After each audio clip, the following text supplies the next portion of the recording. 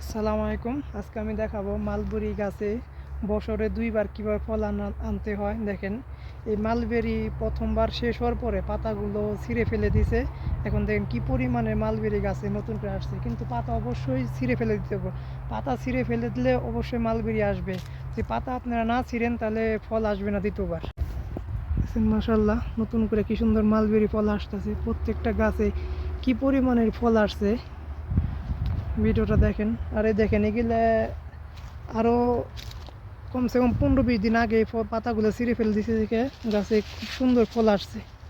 প্রত্যেকটা গাছে জোপায় জোপায় কি সুন্দর মালবেরি ফল ধরে রয়েছে।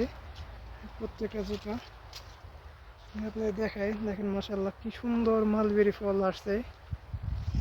কিন্তু এই ফলটা দ্বিতীয়বার আনতে গেলে একটু কষ্ট করতে হবে। কষ্ট করতে বলতে গাছের প্রত্যেকটা পাতা ছিঁড়ে ফেলে দিতে হবে।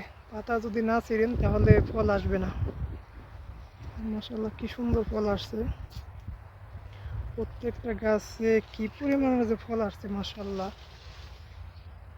কিন্তু এখন ফলগুলা ছোট হবে, এতটা বড় হবে না, মিষ্টিও হবে না। কিন্তু এখন ফলটা টক হবে, দাম বেশি পাওয়া যাবে। প্রথম যে ফলটা আসছে ওই ফলটা সাইজ অনেক বড়, খেতে মিষ্টি, কিন্তু দাম এতটা পাওয়া যায় না। কিন্তু এখন নন সিজনে যে ফলটা আসে এই ফলটার খুব চাহিদা থাকে এবং দাম থাকে।